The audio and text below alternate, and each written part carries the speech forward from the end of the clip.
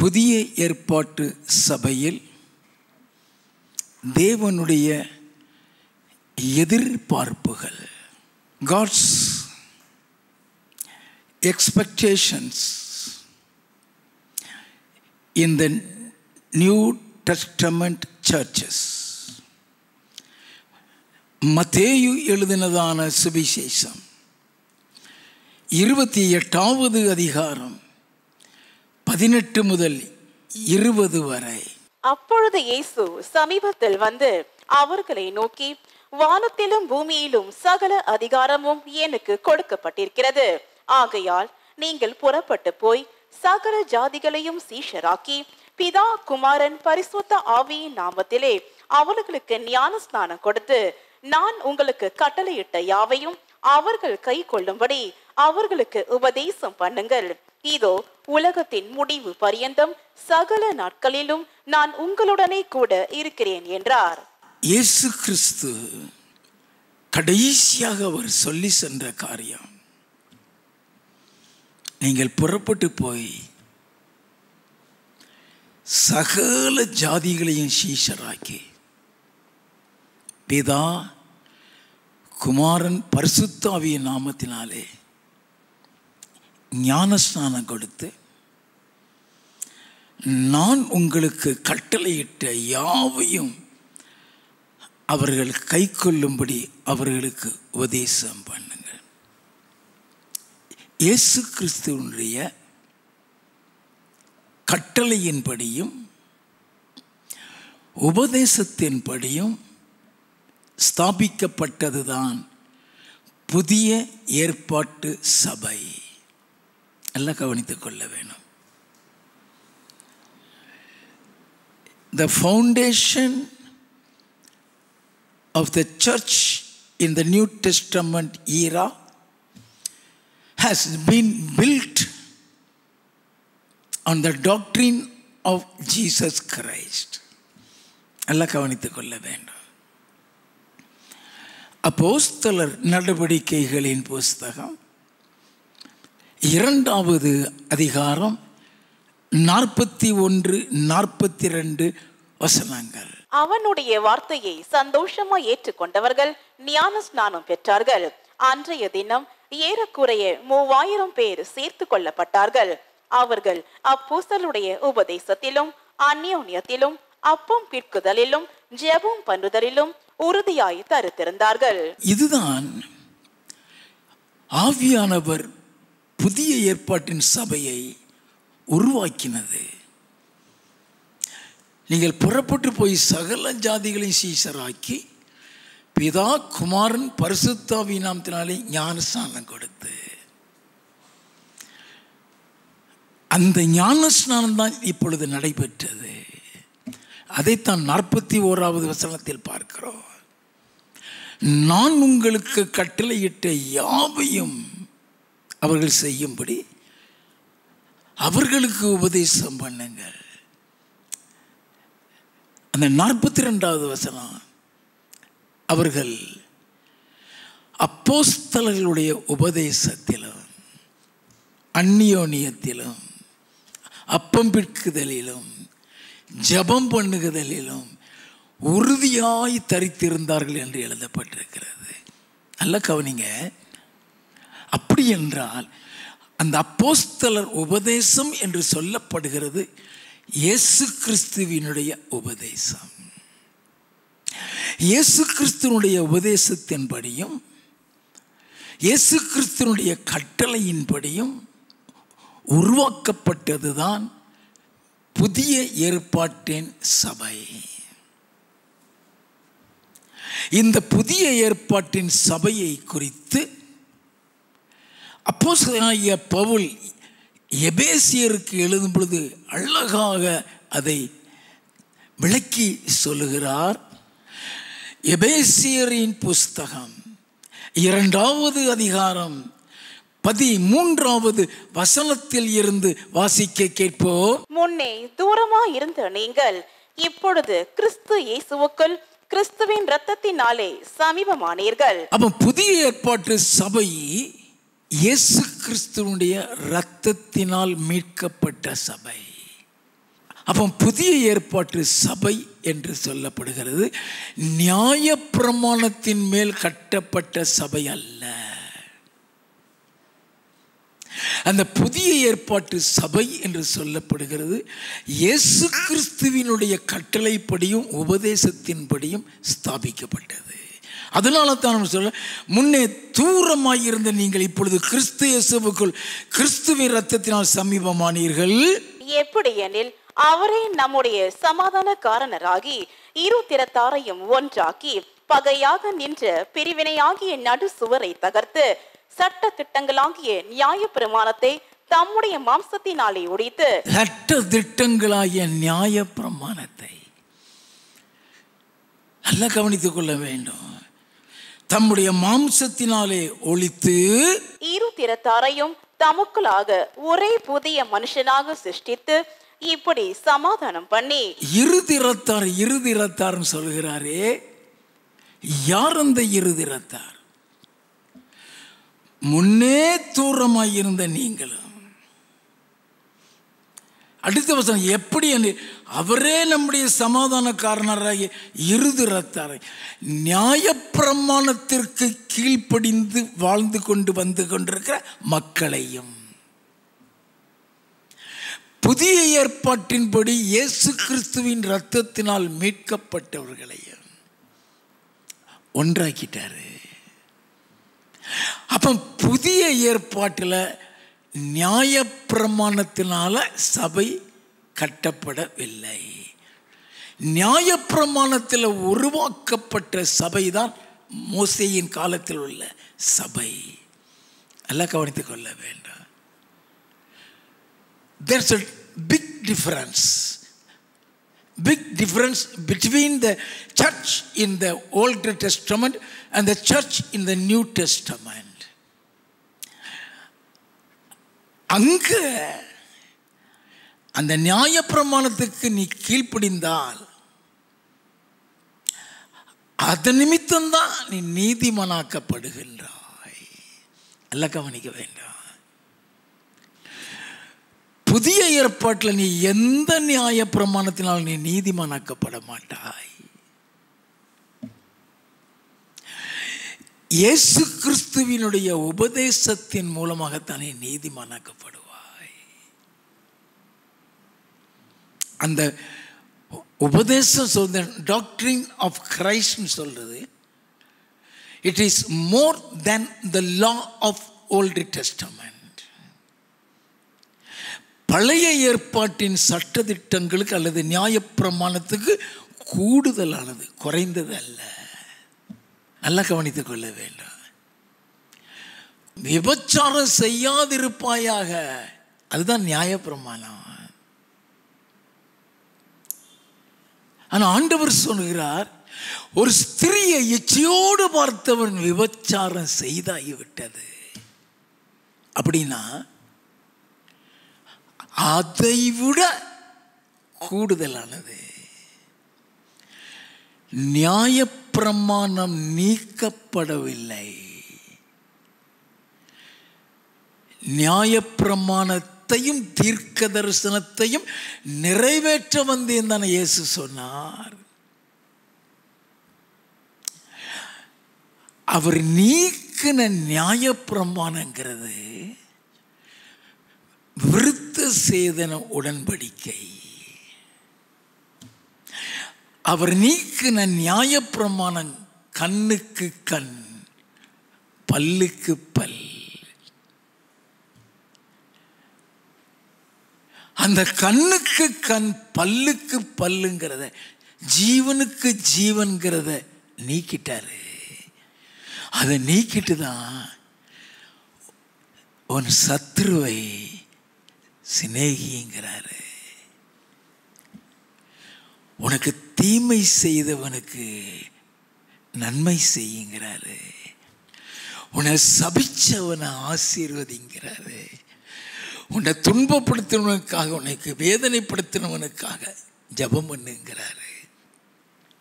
Something more then that. நல்ல கவனிங்க. நம்ம புதிய ஏற்பாட்டுக்குள்ள வாழ்ந்து கொண்டிருக்கிறோம். The Lord's coming is very, very imminent and very, very soon. அன்றைய வருகை என்பது சீக்கிரத்தில் நடக்கக்கூடியது. அது நிறைவேறக்கூடிய காலகட்டத்தில் வந்து கொண்டிருக்கிறோம். அப்போ ஆண்டவர் நம்மளை ஆயத்தப்படுத்துகிறார். We are the New Testament people in the church or in the period of preparation for the coming of the Lord Jesus Christ. இந்த புதிய ஏற்பாட்டு சபையில் இருக்கிற விசுவாசிகள் இயேசு கிறிஸ்துவுடைய வருகைக்கு தங்களை ஆயத்தப்படுத்தக்கூடிய நாட்களில் இருந்து கொண்டிருக்கிறார்கள். நல்லா கவனிக்க வேண்டும். நம்மளை ஆயத்தப்படுத்ததான் நமக்கு தெரியாத ஆழமான சத்தியத்தை சொல்லிக் கொடுத்து கொண்டு வருகிறார். எப்படி எனில் அவரே நம்முடைய சமாதான காரணராகி இருதிறத்தாரையும் ஒன்றாக்கி பகையாக நின்ற பிரிவினையாகிய நடுச்சுவரை தகர்த்து சட்ட திட்டங்களாகிய நியாயப்பிரமாணத்தை தம்முடைய மாம்சத்தினாலே ஒழித்து இருதிறத்தாரையும் தமக்குள்ளாக ஒரே மனுஷனாக சிருஷ்டித்து இப்படி சமாதானம் பண்ணி. பழைய ஏற்பாட்டின் விசுவாசியும் புதிய ஏற்பாட்டின் விசுவாசியும் ஒன்னாக்கப்படுகிறாங்க. விருத்த சேதனை இல்லாதவனை ஒதுக்கி வைத்துக் கொண்டிருந்தார்கள். அவனை புறஜாதியாக கருதி கொண்டிருந்தார்கள். அந்த விருத்த சேதனத்தை சிலுவையில் ஆணி அடித்து விட்டார். துரைத்தனங்களையும் அதிகாரங்களையும் உரிந்து கொண்டார். அப்போ விருத்த சேதனம் உள்ளவன் இல்லாதவனையோ இல்லாதவன் பெற்றவனையோ அற்பமாய் எண்ணிவிடக்கூடாது.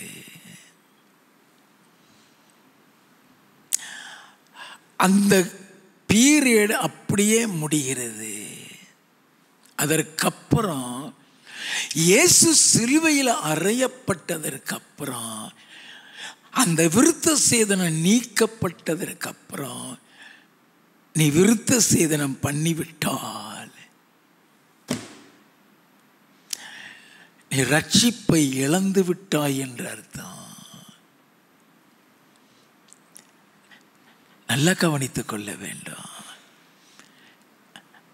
அதை எடுத்து விட்டார், அதை ஒழித்து விட்டார், அதை சிலுவையிலே அறைந்து விட்டார். கொலோசையரின் புஸ்தகம் 2வது அதிகாரம் 13 இருந்து 15 வரை வாசிக்க கேட்போம். உங்கள் பாவங்களினாலேயும் உங்கள் மாம்ச விருத்த சேதனம் இல்லாமையினாலேயும் மரித்தவர்களாயிருந்த உங்களையும் அவரோட கூட உயிர்ப்பித்து அக்கிரமங்கள் எல்லாவற்றையும் மன்னித்து நமக்கு எதிரையாகவும் கட்டளைகளால் நமக்கு விரோதமாகவும் இருந்த கையெழுத்தை குலைத்து அதை நடுவில் இராதபடிக்கு எடுத்து சிலுவையிலே ஆணி அடித்து துரைத்தனங்களையும் அதிகாரங்களையும் உரிந்து கொண்டு வெளியரங்கமான கோலமாக்கி அவைகளின் மேல் சிலுவையிலே வெற்றி சிறந்தார். சிலுவையிலே வெற்றி சிறக்கிறார். மாமிச விருத்த சேதனம் சிலுவையில் அவர் சதை கிழியப்படும் பொழுது நீக்கப்பட்டு விட்டது. பியூட்டிஃபுல்லா இந்த பகுதியில் பவுல் விளக்கி சொல்லுகிறார். அப்படின்னா இந்த புதிய ஏற்பாட்டு சபையை குறித்து தான் எபேசியர் நிருபத்தில் அழகாக சொல்லுகின்றார். சட்ட திட்டங்களாகிய நியாயப்பிரமாணத்தை தம்முடைய மாமிசத்திலே ஒழித்து இருதரத்தாரையும் தமக்குள்ளே ஒரே புதிய மனுஷனாக சிருஷ்டித்து இப்படி சமாதானம் பண்ணி அவரோடு கூட ஒப்புரவாக்குறது. இந்த தேவாதி தேவனோடு கூட பாவத்தினாலும் அக்கிரமத்தினாலும் அவருக்கு சத்துருவாய் இருந்த நம்மை அந்த பாவங்களை சிலுவையில் அடித்து அவருடைய இரத்தத்தில் அதை கழுவி அந்த இரத்தத்தில் நம்மளை மீட்டுக்கொண்டு தேவனோடு கூட நம்மளை ஒப்புரவாக்கி விட்டு விட்டார். வாசிப்போம். பகையை சிலுவையினால் கொன்று அதனாலே இரு திறத்தாரையும் ஒரே சரீரமாக தேவனுக்கு ஒப்புரவாக்கினார். ரெண்டு பேரையும் தேவனோடு கூட ஒப்புரவாக்கி விட்டார். இவன் விருத்த சேதனம் உள்ளவன், விருத்த சேதனம் இல்லாதவன் கிடையாது. பவுல் காலத்தில் விருத்த சேதனம் உள்ளவன் இருந்தான். இயேசு கிறிஸ்து இருக்கும் பொழுது கூட விருத்த சேதனம் நடந்தது. இயேசுவும் விருத்த சேதனம் பண்ணினவர். அந்த விருத்த சேதனங்கிறது 8வது நாள் பண்றது. அந்த பண்ணுகிற நாளில் தான் பேர் வைக்கிறானுங்க. நல்லா கவனிங்க. அது பிதாவினால் கொண்டு வரப்பட்டது, அது நீக்கப்படலை. ஒரு விபச்சாரிய கொண்டு வந்துட்டு கல்லெறியணும்னு சொல்றானுங்க. அந்த நியாயப்பிரமாணம் இருக்கு, அது அழியப்படலை.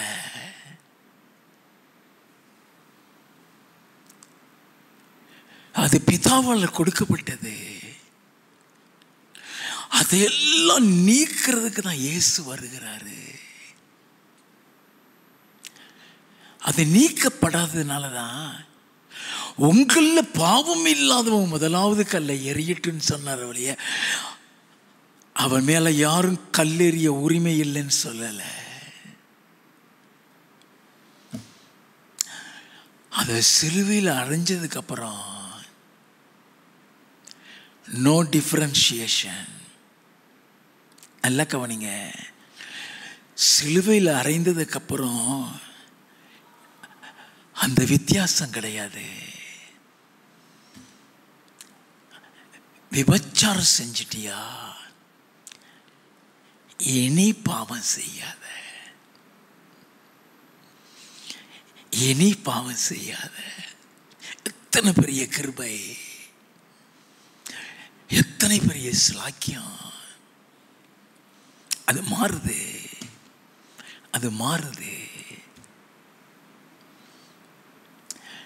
அப்ப இந்த புதிய ஏற்பாட்டு சபை நியாயப்பிரமாணத்தில் கட்டப்படவில்லை. நல்ல நம்ம விளக்கம் தெரிந்து கொள்ள வேண்டும். வாசிப்போம் தொடர்ந்து. அல்லாமலும் அவர் வந்து தூரமாயிருந்த உங்களுக்கும் சமீபமாயிருந்த அவர்களுக்கும் சமாதானத்தை சுவிசேஷமாக அறிவித்தார். எல்லாருக்கும் சமாதானத்தை சுவிசேஷமாய் அறிவித்தார். அந்த சமாதானத்தை சுவிசேஷமாய் அறிவிக்கிறாரே, அது அவருடைய உபதேசம்.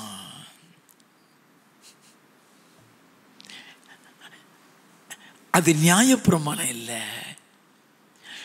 அது அவருடைய இன்னைக்கு அந்த உபதேசத்தின் ஆழத்துக்குள்ள தான் போக போகிறோம். அதனாலதான் உங்களுக்கு இந்த விளக்கத்தை சொல்லிக் கொடுத்து கொண்டிருக்கிறேன். வாசிப்போம். அந்தபடியே நாம் இரு திறத்தாரும் ஒரே ஆவியினாலே பிதாவினிடத்தில் சேரும் ஸ்லாக்கியத்தை அவர் மூலமாய் பெற்றிருக்கிறோம். No difference. எல்லாரும் சகோதர சகோதரி. ஐயா ஆண்டவர் மாத்திட்டாரு, வித்தியாசம் இல்லை. ஐயா சமாரியா ஸ்திரீட்ட போய் தண்ணி கேட்கும் போது நீ யூதனாச்சே ஏன்ட்ட வந்து ஏன் கேட்குறது? யூதன் சமாரியன்ட்ட தண்ணி வாங்கி குடிக்க கூடாது. நம்ம பாஷையில ஜாதி வேறுபாடுன்னு சொல்றோமே, அத மாதிரி அதுவும் குஷ்டரோகி ஊருக்குள்ளே வரக்கூடாது.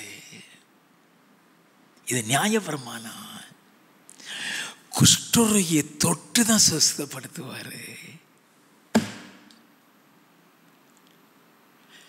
தொட்டு தான் சுஸ்தப்படுத்துவாரு. பெரும்பாடுள்ள ஸ்திரீ அவள் வஸ்திரத்தை தொட்ட உடனே சுகமாகிறார். யார் என்னை தொட்டு நடுங்கிக்கிட்டு ஏன் வந்து நிற்கா? அங்க நியாயப்பிரமாணம் இருக்குது, அதை நீக்கிட்டாரு. நல்ல கவனிங்க. ஆண்டவர்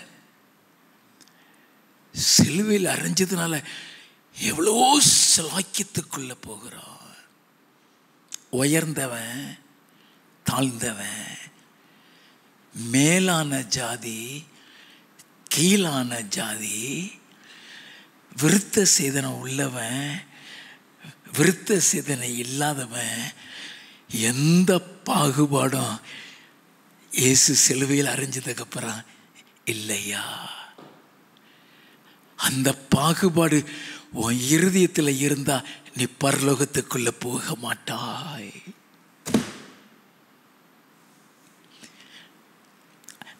அதை தான் இன்னைக்கு நம்ம பார்க்க போறோம். நல்லா கவனிச்சுக்கிடுங்க. வாசிப்போம். ஆகையால் நீங்கள் இனி அந்நியரும் பரதேசிகளுமாயிராமல் பரிசுத்தவான்களோட ஒரே நகரத்தாரும் தேவனுடைய வீட்டாருமாயிருந்து. அப்ப நம்ம ஆண்டவருடைய பிள்ளைகள். நம்ம எதுல கட்டப்படுகிறோம்? வாசிப்போம். அப்போஸ்தலர் தீர்க்கதரிசிகள் என்பவர்களுடைய அஸ்திவாரத்தின் மேல் கட்டப்பட்டவர்களுமா இருக்கிறீர்கள். அப்போஸ்தலர் தீர்க்கதரிசிகள் என்பவர்களுடைய அஸ்திவாரத்தின் மேல் கட்டப்பட்டவர்களும், அவர்கள் அப்போஸ்தலருடைய உபதேசத்திலும், அது இயேசு கிறிஸ்துவினுடைய உபதேசம் சொல்ல, அந்த உபதேசத்தை கொண்டு வந்து விதைக்கிறானுங்க. அதற்கு மேல் அந்த அப்போஸ்தலர் தீர்க்கதரிசி அந்த உபதேசத்துல கட்டப்படு. வாசிப்போம். அதற்கு இயேசு கிறிஸ்து தாமே மூலைக்கல்லாய் இருக்கிறார். The rock of the foundation இயேசு கிறிஸ்து தான். நீ இயேசு கிறிஸ்து மீது கட்டப்படுகிறாய். never forget. நீ நியாயப்பிரமாணத்தில் கட்டப்படல. நீ பழைய ஏற்பாட்டின் சட்ட திட்டங்கள் மேல நீ கட்டப்படல.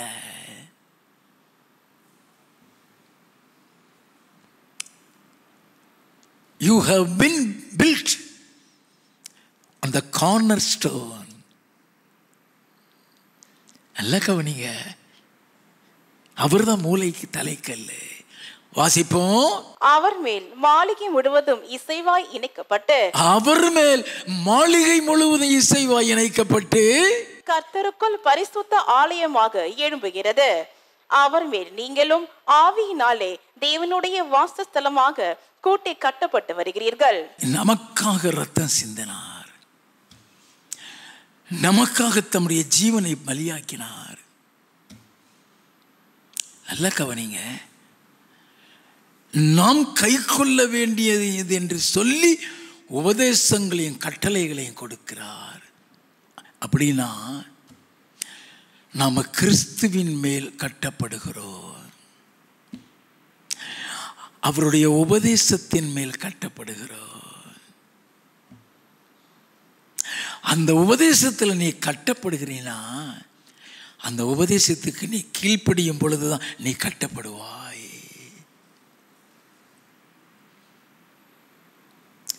ஒவ்வொரு செங்கலா தூக்கி அடுக்கிறோம்,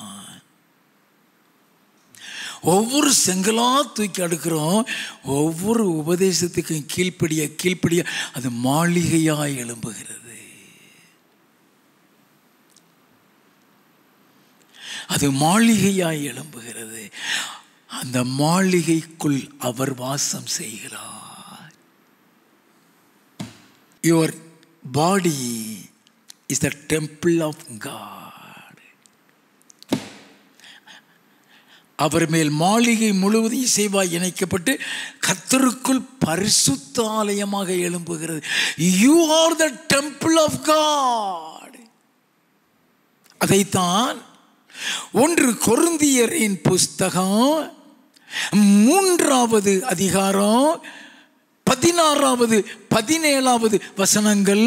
நீங்கள் தேவனுடைய ஆலயமாய் இருக்கிறீர்கள் என்றும், தேவனுடைய ஆலயமாய் இருக்கிறீர்கள் என்றும், தேவனுடைய ஆவி உங்களில் வாசமாய் இருக்கிறார் என்றும் அறியாதிருக்கிறீர்களா? தேவனுடைய ஆவி உங்களில் வாசமாய் இருக்கிறார் என்று அறியாதிருக்கிறீர்களா? ஒருவன் தேவனுடைய ஆலயத்தை கெடுத்தால் அவனை தேவன் கெடுப்பார். தேவனுடைய ஆலயம் பரிசுத்தமாயிருக்கிறது, நீங்களே அந்த ஆலயம். நல்லா கவனிங்க. அவர் உனக்குள்ள வந்து வாசம் செய்கிறாரு. உன்னையும் என்னையும் அவருடைய ஆலயமா வச்சிருக்கிறாருன்னா அவருடைய எதிர்பார்ப்புகள் உண்டு.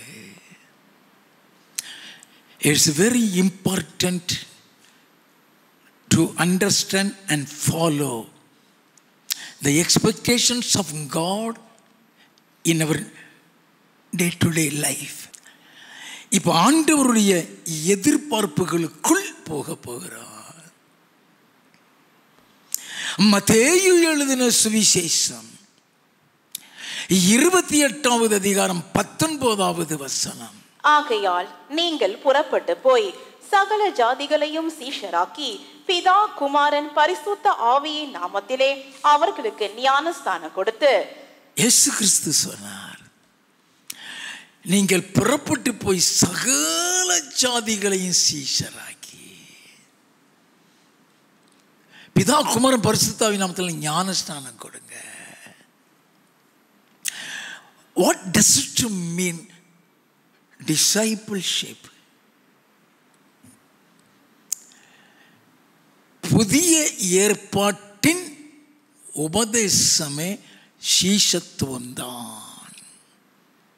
அல்ல கவனிங்க, புதிய ஏற்பாட்டின் உபதேசமே சீஷத்துவம் தான். யார் சீஷர்கள்? அப்போஸ்தலர் நடவடிக்கைகளின் புஸ்தகம் 11வது அதிகாரம் 26வது வசனம். அவர்கள் ஒரு வருஷ காலமாய் சபையோடு கூடியிருந்து, ஒரு வருஷ காலமாய் சபையிலே கூடியிருந்து. அப்படி என்றால் புதிய ஏற்பாட்டின் சபையில் தேவனுடைய எதிர்பார்ப்புகள் என்னங்கிறதை அறிந்து கொள்ள வேண்டும். சபையிலே கூடியிருந்து அநேக ஜனங்களுக்கு உபதேசம் பண்ணினார்கள். முதல் அந்தியோகியாவிலே சீஷர்களுக்கு கிறிஸ்தவர்கள் என்கிற பெயர் வழங்கிற்று. முதல் அந்தியோகியா சபையிலே சீஷர்களுக்கு தான் கிறிஸ்தவன். யார் கிறிஸ்தவன்? நீ சீஷனா இருந்தாதான் கிறிஸ்தவன். அப்படின்னா அந்த சீஷன் யாரு? அந்த சீஷன்ட்டு அவருடைய எதிர்பார்ப்பு என்ன?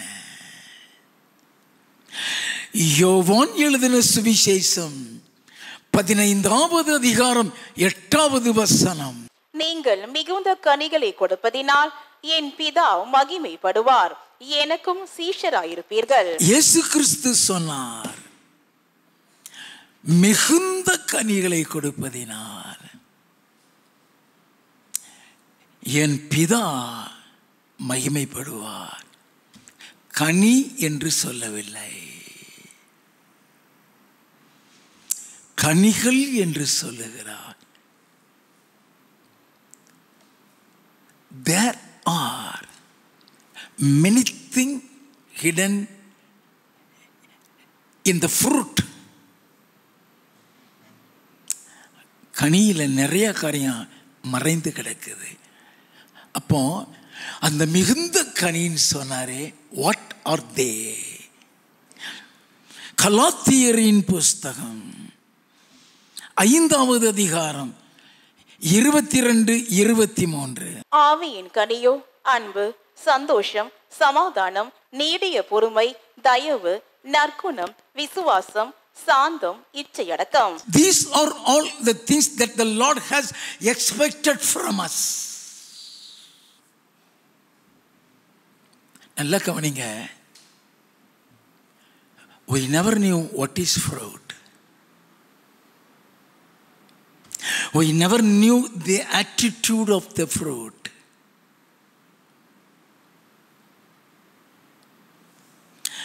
ஆவியின் கனியோ அன்பு. எடுத்த எடுப்பிலே அன்புன்னு வந்துருச்சுன்னா அது பிரதானமான கனி. அது பிரதானமானது. எல்லாம் அதற்குள் மறைந்து கிடக்கிறது.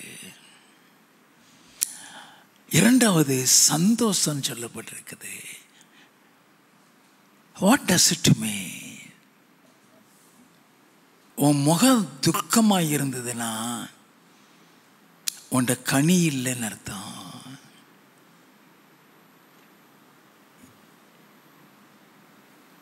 நல்லா கவனித்துக் கொள்ள வேண்டும். கனியில நல்ல கனியும் உண்டு, கெட்ட கனியும் உண்டு.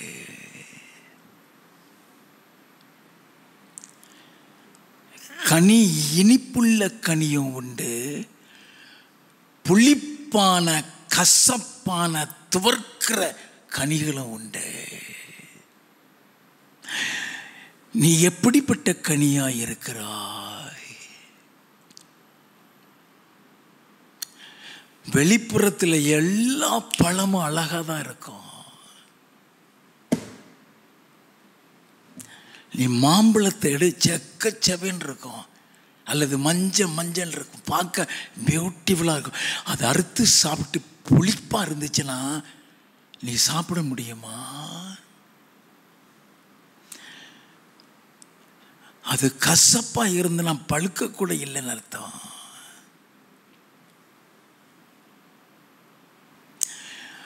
We need to understand the expectations of God through the fruit.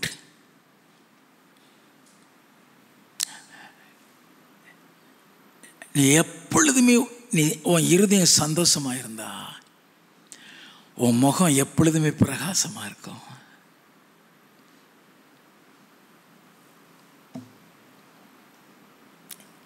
அகத்தின் அழகு முகத்தில் தெரியும்.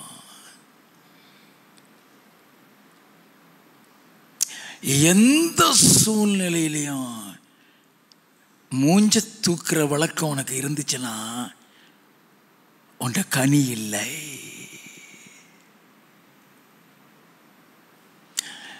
நம்ம நினைக்கிறோம் பரலோகத்துக்கு அவளை ஈஸியாக போயிடுவோன்னு நினைக்கிறோம்.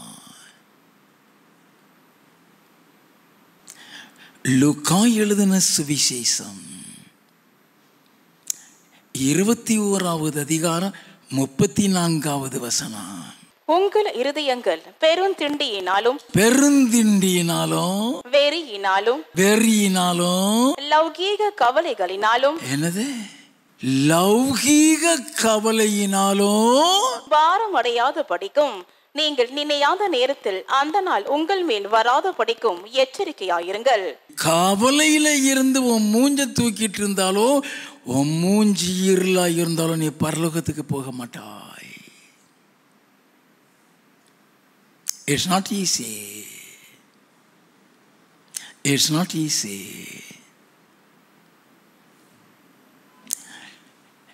நீ ரட்சிக்கப்பட்டிருக்கிறியா? உன் முகத்தில் அந்த ரட்சிப்பு தெரியணும்.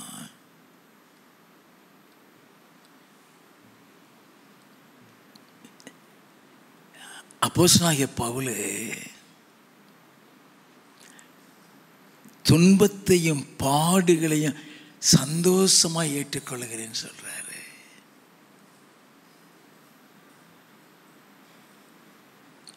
பாடுகள் உண்டு,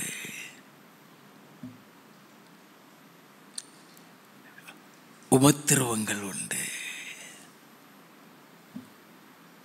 நீ எந்த அளவு சந்தோஷமாயிருக்கிறாய்? உன்னை துக்கப்படுத்த வைக்கதான் பிசாசு பல பிரச்சனையை உனக்கு ஒன்னால கொண்டு வருவான்.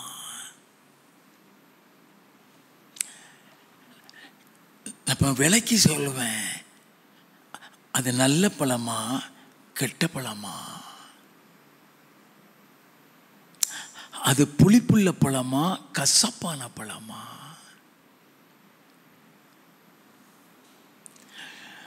வெளி தோற்றத்தை வைத்து கண்டுபிடிக்க முடியாது. நீ என்னதான் பவுடரை போட்டு உதட்டில் சாயத்தெல்லாம் பூசி வந்தாலும் சாயத்துக்குள்ள எல்லாம் வேத்து போயிடும். எல்லாம் போய் முன்னால் இருந்த பிரகாசமும் போய் இப்ப அவருடைய பிரசன்னம் உன் முகத்தில் இருந்தா நீ தூங்கி முழிச்சா கூட அந்த பிரசன்னம் உன் முகத்தில் தெரியும் ஐயா. நல்லா கவனிக்க வேண்டும். யோபுட்ட நான் ஒருத்த மாத்திரம் தப்பி அதை அறிவிக்க வந்தேங்கிறான். சாத்தானுடைய அளவன். நான் ஒருவன் மாத்திரம் தப்பி அதை அறிவிக்க வந்தேன்னு சொல்றானே, அவன் சாத்தானுடைய ஆளு.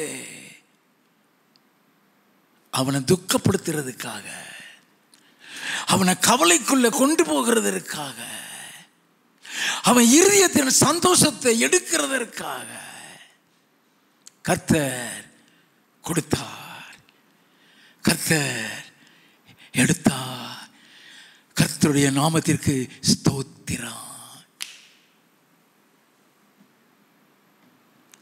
நல்லா கவனிங்க. Never be dejected, never be discouraged, never be disappointed. நல்லா கவனிக்க வேண்டும். எப்பொழுதுமே தேவன் நம்மளை தெரிந்து கொண்டார்னா நீ எந்த பாதையில் போனீனாலும் பாசிட்டிவா எடுப்ப. யோபுடைய வாழ்க்கையில கண்ணீரின் பாதையில் போகிறான். யோபு என்ன சொன்னான் தெரியுமா? In spite of his suffering. யோபுவின் புஸ்தகம் 6வது அதிகாரம் 24வது வசனம். எனக்கு உபதேசம் பண்ணுங்கள், நான் மௌனமாயிருப்பேன். நான் எதிலே தவறினேன் அதை எனக்கு தெரியப்படுத்துங்கள். நான் எதில தவறினேன் அதை எனக்கு தெரியப்படுது. அவன் பரிசுத்தவான்.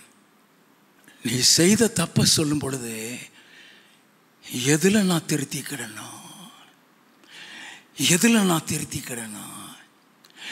ஐயா 100% பரிசுத்தவான் யோபு. யோபு 31 வாசித்து பாரு. அவனை மாதிரி ஒரு பரிசுத்தவான் கிடையாது. நான் எதுல தவறணும்னு அது எனக்கு சொல்லுங்க.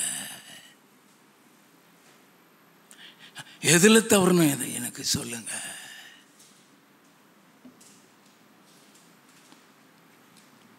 நல்லா கவனிக்க வேண்டும்.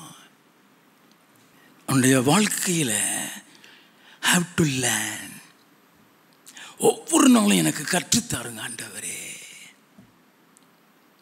நான் எதுல குறையா இருக்கிறேன், நான் எதுல தவறி இருக்கிறேன், எதுல தவறி இருக்கிறேன் எனக்கு சொல்லித்தாங்க. நாம செய்கிற தப்பு நமக்கு தெரியாது. நாம செய்கிற தப்பு நம்ம பார்வையில் நம்ம பரிசுத்தவான் தான், பரிசுத்தவாட்டியாக தான் இருப்போம். நம்ம எதுல தவறி இருக்கோம் நமக்கு தெரியாது. ஆஸ்க்.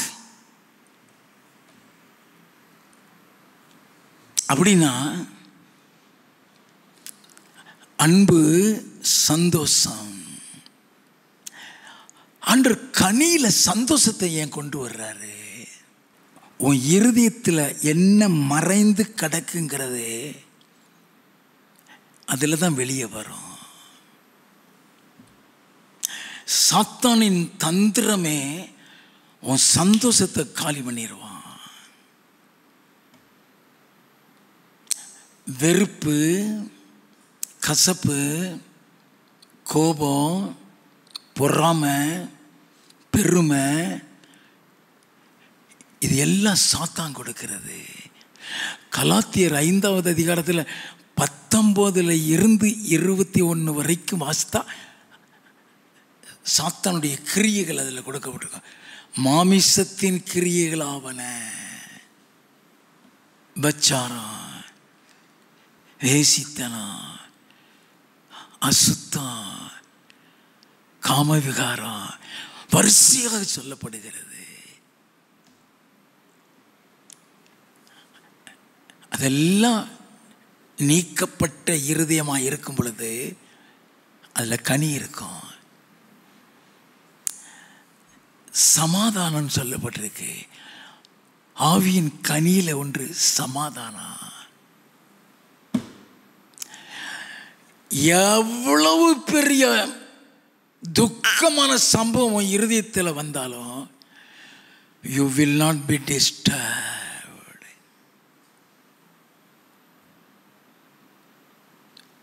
கொலோசையரின் புஸ்தகம் 3வது அதிகாரம் 15வது வசனம். தேவ சமாதானம் உங்கள் இருதயங்களில் ஆள கடவது. தேவ சமாதானம் உங்கள் இருதயங்களில். அப்ப இயேசு கிறிஸ்து வந்த நோக்கத்தில் ஒன்று இந்த சமாதானத்தை கொடுக்கிறது இருக்கு. யோவான் எழுதின சுவிசேஷம் 14வது அதிகாரம் 27வது வசனம். சமாதானத்தை உங்களுக்கு வைத்து போகிறேன், என்னுடைய சமாதானத்தை உங்களுக்கு கொடுக்கிறேன். உலகம் கொடுக்கிற பிரகாரம் நான் உங்களுக்கு கொடுக்கிறதில்லை. உலகம் கொடுக்கிற பிரகாரம் நான் உங்களுக்கு கொடுக்கிறதில்லை. என்னுடைய சமாதானத்தை, அந்த சமாதானம் உன் இருதயத்தில் இருந்தா நீ கனி உள்ளவன், கனி உள்ளவன். If you are disturbed in your heart and if you lost the peace, நீ பிசாசுக்கு எங்கேயோ இடம் கொடுத்துட்ட, அந்த சமாதானத்தை இழந்துட்டாய். அது ஆவியின் கனியில ஒன்று.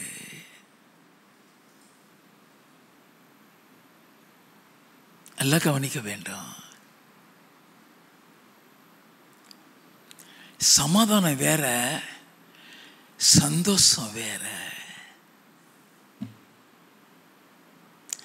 சந்தோஷம் உன் முகத்தில் தெரியும், சமாதானம் உன் இருதயத்துக்குள்ள இருக்கும். நல்லா கவனித்துக்கொள்ள வேண்டும். எபேசியரின் புஸ்தகம் 5வது அதிகாரம் 9 இருந்து 11 வரை. ஆவியின் கனி சகல நற்குணத்திலும் நீதியிலும் உண்மையிலும் விளங்கும். கர்த்தருக்கு பிரியமானது இன்னதென்று நீங்கள் சோதித்து பாருங்கள். கர்த்தருக்கு பிரியமானது, அதுக்கு முன்னால சொல்லப்படும் பியூட்டிஃபுல்லா ஆவியின் கனி. நல்லா கவனிங்க. சகல நற்குணத்திலும் நீதியிலும் உண்மையிலும் விளங்கும். உண்ட உண்மை இல்லைன்னா உண்ட கனி இல்லை.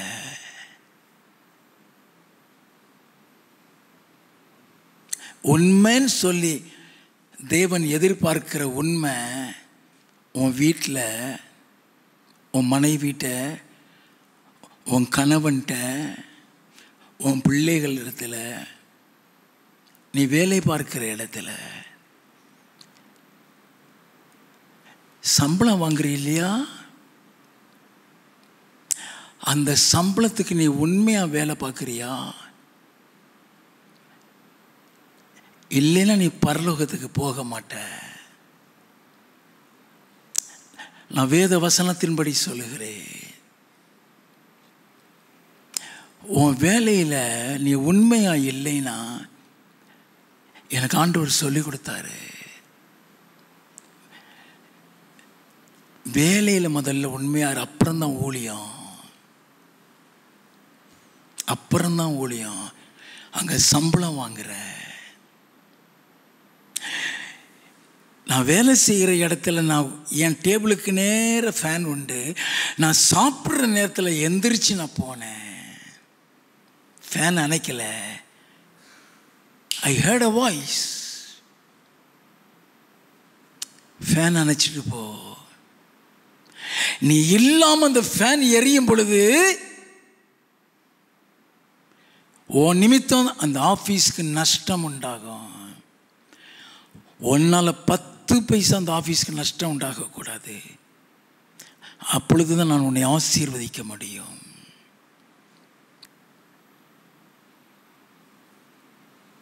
ஒரு மணிலேருந்து 1:30 மணி வரை தான் லஞ்சு. நான் சாப்பிட்டு முடிச்சுட்டு என் இடத்துக்கு வர்ற நேரம் 1:25 1:30 இருக்கும். என் ஃப்ரெண்ட்ஸ்லாம் சேப்பலில் உட்காந்து பேசிக்கிட்டு இருந்தாங்க. அவர்களை நோக்கி நான் போய்கிட்டு இருந்தேன். I heard a voice, go back to your seat, go back to your seat.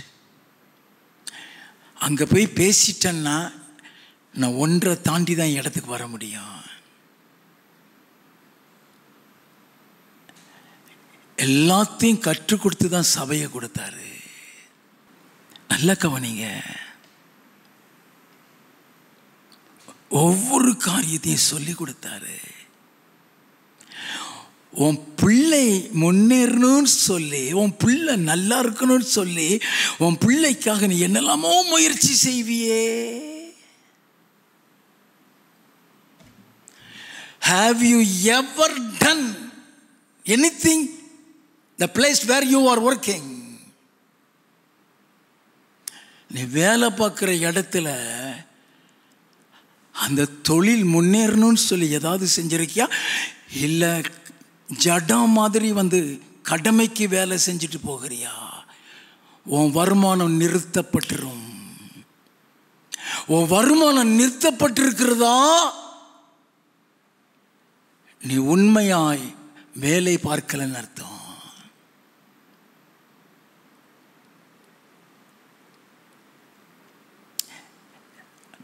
கனியில் ஆசீர்வாதங்கள் உண்டு.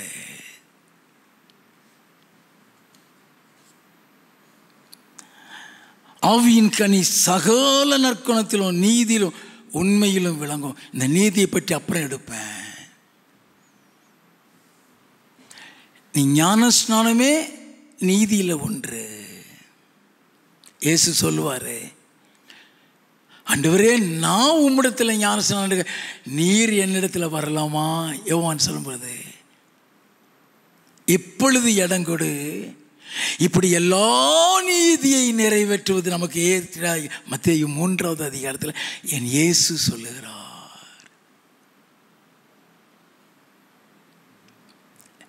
நீ ஞானஸ்நானத்துக்கே நீ கீழ்ப்படியலைன்னா நீ புது மனுஷனை மாறல. உன் பழசு உனக்குள்ளே இருக்கு, கனி இல்லைன்னு அர்த்தம்.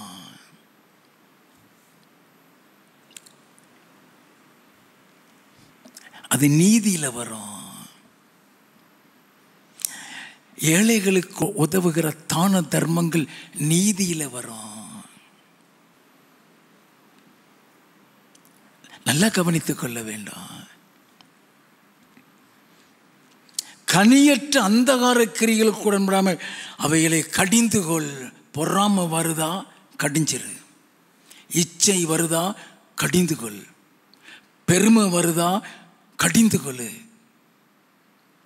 நீ எவ்வளவு பெரிய பரிசுத்தவானாக இருந்தாலும் இது வரதான் செய்யும். நீ தொடர்ந்து கடிந்து கொள்ளு. இயேசுவின் நாமத்தில் பெருமையை கொண்டு வருகிற பொல்லாதாவியை அவனை கடிந்து கொள்ளுகிறேன். ஒரு 4-5 மாதம் செஞ்சு பாரு, உன் பக்கத்தில் கூட பொறாம வராது.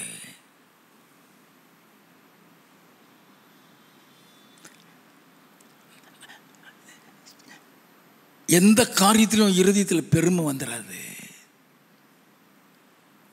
நல்லா கவனிக்க வேண்டும். ஆண்டவர் எதிர்பார்க்கிறாரு. மத்தேயு எழுதின சுவிசேஷம் 7வது அதிகாரம் 16வது வசனத்தில் இருந்து, அவர்களுடைய கனிகளினாலே அவர்களை அறிவீர்கள். அவர்களுடைய கனிகளினாலே அவர்களை அறிவீர்கள். முட்செடிகளில் திராட்சை பழங்களையும் முட்பூண்டுகளில் அத்தி பழங்களையும் பறிக்கிறார்களா? அப்படியே நல்ல மரமெல்லாம் நல்ல கனிகளை கொடுக்கும், கெட்ட மரமோ கெட்ட கனிகளை கொடுக்கும். நல்ல மரம் கெட்ட கனிகளை கொடுக்க மாட்டாது, கெட்ட மரம் நல்ல கனிகளை கொடுக்க மாட்டாது. நல்ல கனி கொடாத மரமெல்லாம் வெட்டுண்டு அக்கினியிலே போடப்படும். நல்ல கனி கொடாத மரமெல்லாம் வெட்டுண்டு அக்கினியிலே போடப்படும். ஆதலால் அவர்களுடைய கனிகளினாலே அவர்களை அறிவீர்கள். அவருடைய கனிகளினால் அவர்களை அறிவீர்கள். How to find out such people? By their fruit. நல்லா கவனிங்க. இயேசு கிறிஸ்து சொன்னாரே, அப்படியே நல்ல மரம் எல்லாம் நல்ல கனிகளை கொடுக்கும், கெட்ட மரம் கெட்ட கனிகளை கொடுக்கும். நல்ல மரம் கெட்ட கனிகளை கொடுக்க மாட்டாது, கெட்ட மரம் நல்ல கனிகளை கொடுக்க மாட்டாது. நல்ல கனி கொடாத மரமெல்லாம் வெட்டுண்டு அக்கினியிலே போடப்படும். அதனால் அவருடைய கனிகளினால் அவர்களை அறிவி. பழம் பார்க்க அழகாக தான் இருக்கும், பழம் பார்க்கறதுக்கு பியூட்டிஃபுல்லாக இருக்கும், மஞ்சள் இருக்குல்ல, செக்க செவன். அது உள்ளே இருக்கிறது புளிப்பா கசப்பா சாப்பிட்டா தான் தெரியும், தொலியை உரிச்சாதான் தெரியும். How to find out? எது புளிப்பான பழம், எது கசப்பான பழம், எப்படி கண்டுபிடிக்கிறது? ரோமரின் புஸ்தகம் 12வது அதிகாரம் 9வது வசனம். உங்கள் அன்பு மாயமற்றதா இருப்பதாக. உங்கள் அன்பு ஆவியின் கனியில் ஒன்றதுதான். the major. No hypocritical love. நல்லா கவனிங்க. அடையாளம் கண்டுகொள்றத வசனத்தை வச்சு சொல்றேன். அது நல்ல கனியா கெட்டுப்போன கனியா? 2 சாமுவேலின் புஸ்தகம் 14வது அதிகாரம் 25வது வசனம். இஸ்ரவேலர் அனைவருக்குள்ளும் அப்சலோமை போல் சௌந்தரியம் உள்ளவனும் மெச்சிக்கொள்ளப்பட்டவனும் இல்லை. அப்சலோமை போல சௌந்தரியம் உள்ளவனும் மெச்சிக்கொள்ளப்படத்தக்கவனும் இல்லை. உள்ளங்கால் தொடங்கி உச்சந்தலை மட்டும் அவனில் ஒரு பழுதும் இல்லாதிருந்தது. உள்ளங்கால் தொடங்கி உச்சந்தலை. பியூட்டிஃபுல் பழம். என்னது? Very beauty. பார்க்க அவ்வளவு அழகா இருக்கு. ஐயா, அந்த பழம் பார்க்க ரொம்ப அழகா இருக்கு. அது அழகான பழம். பார்க்கிறவன் இவனை மாதிரி நல்லவன் கிடையாது நினைப்பான். ஆனா உள்ளக்குள்ள இருக்க பழம் எப்படி? கசப்பா, புளிப்பா, துவர்ப்பா. 2 சாமுவேலின் புஸ்தகம் 15வது அதிகாரம் 1வது வசனத்தில் இருந்து. இதற்கு பின்பு அப்சலோம் ரதங்களையும் குதிரைகளையும் தனக்கு முன் ஓட 50 சேவகரையும் சம்பாதித்தான். தமக்கு முன் ஓட 50 சேவகரையும் சம்பாதித்தான். ஆள் சேர்க்கிறது. எல்லாம் கவனிங்க. It's very important. வாசிப்போம். மேலும் அப்சலோம் காலை தோறும் எழுந்திருந்து பட்டணத்து வாசலுக்கு போகிற வழி ஓரத்திலே நின்று கொண்டு, எவனாகிலும் தனக்கு இருக்கிற வழக்கு முகாந்திரமாய் ராஜாவினிடத்தில் நியாயத்திற்காக போகும் போது அவனை அடைத்து, நீ எந்த ஊரான் என்று கேட்பான். அவன், உமது அடியான் இஸ்ரவேல் கோத்திரங்களில் ஒன்று கடத்த இன்ன ஊரான் என்றால், அப்பொழுது அப்சலோம் அவனை நோக்கி, இதோ உன் காரியம் நேர்மையும் நியாயமுமாயிருக்கிறது. ஆனாலும் ராஜாவினிடத்திலே உன் காரியத்தை விசாரிப்பார் ஒருவரும் இல்லை என்பான். ஒருவரும் இல்லையா? யார்? ராஜாங்க தான் அப்பன். நல்லா கவனிங்க, நல்லா கவனிங்க, வாசிப்போம். பின்னும் அப்சலோம், வடக்கு வியாஜ்யம் உள்ளவர்கள் எல்லாரும் என்னிடத்தில் வந்து, நான் அவர்களுக்கு நியாயம் செய்யும்படிக்கு என்னை தேசத்திலே நியாயாதிபதியாக வைத்தால் நலமாயிருக்கும் என்பான். எப்படி? அவனை ராஜாவா வைக்கணுமா? அவன் பேசுற அன்பு, அவன் பேசுற அன்பு மாய்மாலமானது, ஹிப்போக்ரட்டிக்கல் லவ். வாசிப்போம். எவனாகிலும் ஒருவன் அவனை வணங்க வரும்போது அவன் தன் கையை நீட்டி அவனை தழுவி முத்தம் செய்வான். இந்த பிரகாரமாக அப்சலோம் ராஜாவினிடத்தில் நியாயத்திற்காக வரும் இஸ்ரவேலருக்கெல்லாம் செய்து இஸ்ரவேல் மனுஷருடைய இருதயத்தை கவர்ந்து கொண்டான். அத்தனை பேருடைய இருதயத்தையும் கவர்ந்துட்டான். 11வது வசனம். எருசலேமில் இருந்து வரவழைக்கப்பட்ட 200 பேர் அப்சலோமிடையே கூட போனார்கள். அவர்கள் வஞ்சகமின்றி அறியாமையினால் போனார்கள். அவன் இருதயத்துல மாய்மாலமானது, தகப்பனுக்கு துரோகம் செய்கிறான். யாருக்கா தெரியுமா? அழகானவன், பியூட்டிஃபுல் ஆனவன். அல்ல கவனிங்க, வேதம் என்ன சொல்லுகிறது கனியை பத்தி? மத்தேயு எழுதின சுவிசேஷம் 7வது அதிகாரம் 19வது வசனம். நல்ல கனி கொடாத மரமெல்லாம், நல்ல கனி கொடாத மரமெல்லாம் வெட்டுண்டு அக்கினியிலே போடப்படும். வெட்டுண்டு. நல்ல கவனிங்க, ஒரு வசனம் பொய் கிடையாது. இயேசு சொன்னார், யோவான் 15வது அதிகாரம் 2வது வசனம், என்னில் கனி கொடாது இருக்கிற கொடி எதுவோ அதை அவர் அறுத்து போடுகிறார். என்னில் கனி கொடாது இருக்கிற கொடி எதுவோ அதை. இப்போ அப்சலோம் நல்ல கனியா கெட்ட கனியா?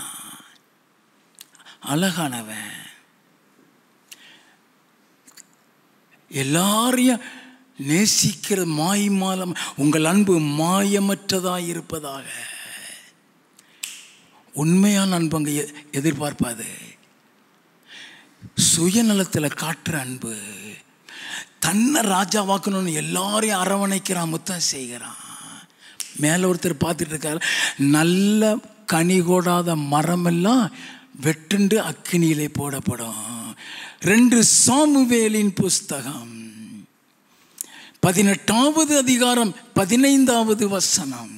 அப்பொழுது யோவாபின் ஆயுததாரிகளாகிய 10 சேவகர் அப்சலோமை சூழ்ந்து அவனை அடித்து கொன்று போட்டார்கள். அவனை அடித்து நல்ல கனி கொடுத்தானா?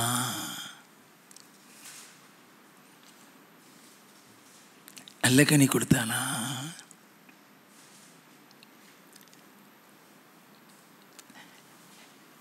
இன்னைக்கு முகத்தை பார்த்து எடை போட்டுறோம் இல்லையா?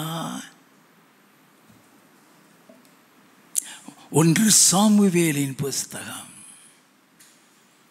16வது அதிகாரம் 1வது வசனம். கர்த்தர் சாமுவேலை நோக்கி, இஸ்ரவேலின் மேல் ராஜாவாய் இராதபடிக்கு நான் புறக்கணித்து தள்ளின சவுலுக்காக நீ எந்த மட்டும் துக்கித்துக் கொண்டிருப்பாய்? நீ உன் கொம்பை தைலத்தால் நிரப்பி கொண்டு வா.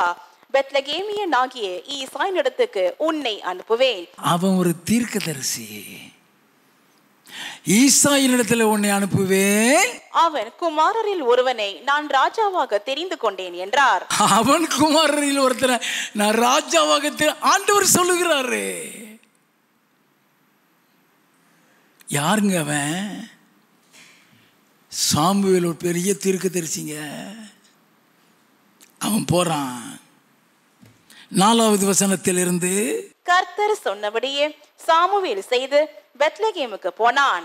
அப்பொழுது அவ்வூரின் மூப்பர் தத்தளிப்போடை அவனுக்கு எதிர்கொண்டு வந்து, நீர் வருகிறது சமாதானமா என்றார்கள். அதற்கு அவன், சமாதானம்தான், கர்த்தருக்கு பலியிட வந்தேன். நீங்கள் உங்களை பரிசுத்தம் பண்ணிக்கொண்டு என்னுடனே கூட பலி விருந்துக்கு வாருங்கள் என்றான். மேலும் ஈசாயையும் அவன் குமாரரையும் பரிசுத்தம் பண்ணி அவர்களை பலி விருந்துக்கு அழைத்தான். அவர்கள் வந்த பொழுது அவன் எலியாவை பார்த்த உடனே, கர்த்தரால் அபிஷேகம் பண்ணப்படுபவன் இவன் தானாக்கும் என்றான். அவன் நல்ல ஜெய்ஜாண்டிகா இருக்கான், ராஜாவுக்கு ஏத்த ஃபிகரோட இருக்கிறான். நல்லா கவனிங்க, ஒரு தீர்க்கதரிசி நினைக்கிறான் இவன் தான் ஐயா, இவனை தான் ஐயா இருக்கும். வாசிப்போம். கர்த்தர் சாமுவேலை நோக்கி, நீ இவனுடைய முகத்தையும் இவனுடைய சரீர வளர்ச்சியையும் பார்க்க வேண்டாம், நான் இவனை புறக்கணித்தேன். மனுஷன் பார்க்கிறபடி நான் பாரேன். மனுஷன் முகத்தை பார்ப்பான், கர்த்தரோ இருதயத்தை பார்க்கிறார் என்றார். அவரு இருதயத்தை, உனக்குள்ள இருக்கிற கனி ஒரிஜினலா டூப்ளிகேட்டா அவர் பார்ப்பாரு. நல்ல கவனிங்க, ஆண்டவர் சொல்லிட்டாரு, நான் இவனை புறக்கணிச்சிட்டேன். அவன் எலியாவை பார்த்து தான் அப்படி சொல்றான். அந்த எலியாவுடைய இருதயம் எப்படி இருந்துச்சு தெரியுமா? நான் முகத்தை பார்க்கிற கர்த்தரு அல்ல, நான் இருதயத்தை பார்க்கிற கர்த்தரு. யார் இந்த எலியாவு? 1 சாமுவேலின் புஸ்தகம் 17வது அதிகாரம் 28வது வசனம். அந்த மனுஷரோட அவன் பேசிக் கொண்டிருக்கிறதை அவன் மூத்த சகோதரன் ஆகிய எலியாப் கேட்டபோது, எலியாப் தாவீதை பார்த்து சொல்றான். எலியாப், வாசிப்போம். அவன் தாவீதின் மேல் கோபம் கொண்டு, நீ இங்கே வந்தது என்ன? நீ இங்கே என்னத்துக்கு வந்த? வாசிப்போம். வனாந்திரத்தில் உள்ள அந்த கொஞ்ச ஆடுகளை நீ யார் வசத்தில் விட்டாய்? நீ ஆடு மேய்க்கதான லாயக்கு, நீ இங்க வந்த? வாசிப்போம். யுத்தத்தை பார்க்க அல்லவா வந்தாய்? உன் துணிகரத்தையும் உன் இருதயத்தின் அகங்காரத்தையும் நான் அறிவேன் என்றான். ஏன்? அவன் இருதயத்துல பொறாம. ஆண்டவர் இருதயத்தை பாப்பாரியா? ஆண்டவர் இருதயத்தை பாப்பாரு. எந்த எலியாவ இவனைத்தான் ராஜாவாக்கணும்னு நினைச்சானோ, அந்த எலியாவு எப்படிப்பட்டவங்கிறது தான் வேதத்தில் எழுதியிருக்கு. தாவீது ஆட்டை மேய்க்கிறவன் ஐயா, அவன் கர்த்தருடைய இருதயத்துக்கு ஏற்றவன். அவர் உருவத்தை பார்க்க மாட்டாரு, அவர் கலரை பார்க்க மாட்டாரு, அவன் உயர்ந்தவனா தாழ்ந்தவனா பார்க்க மாட்டாரு. அந்த இருதயத்துக்குள்ள அந்த பழம் எப்படி இருக்கு?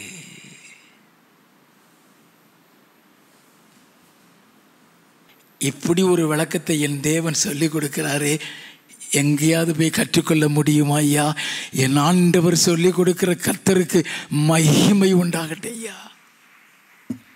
அல்லேலூயா.